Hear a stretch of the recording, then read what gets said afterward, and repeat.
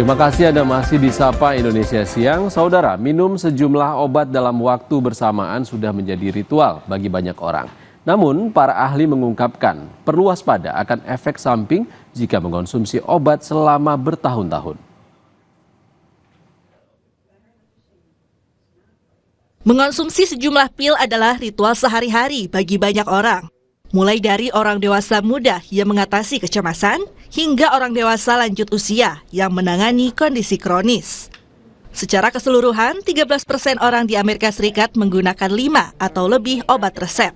Bahkan, bagi mereka yang berusia 65 tahun ke atas, jumlahnya mencapai 42%. Seperti yang diungkapkan ahli farmasi dari Rosalind Franklin University, tentang mengonsumsi banyak obat harus mewaspadai potensi adanya masalah. Satu pil dapat menimbulkan efek samping, menyebabkan pil lain dan efek samping lainnya yang oleh para ahli disebut sebagai kaskade peresepan. Beberapa obat diduga dapat menimbulkan bahaya jika dikonsumsi selama bertahun-tahun. Hal ini menyebabkan adanya interaksi buruk dengan obat baru.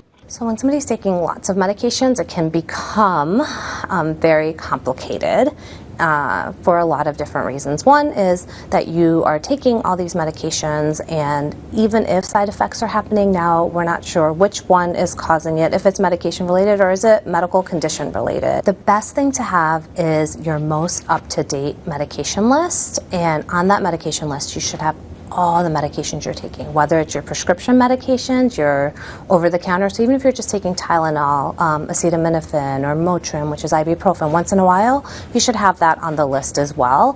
You should have the doses you're taking and then how often you're taking the medications as well. Jika minum obat atau pil harian tidak terkendali, dianjurkan melakukan tinjauan pengobatan. Mulailah dengan profesional yang Anda percayai, seperti dokter atau apoteker.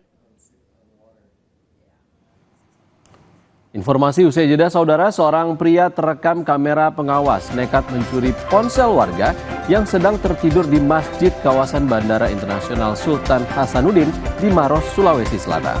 Informasi selengkapnya usai jeda.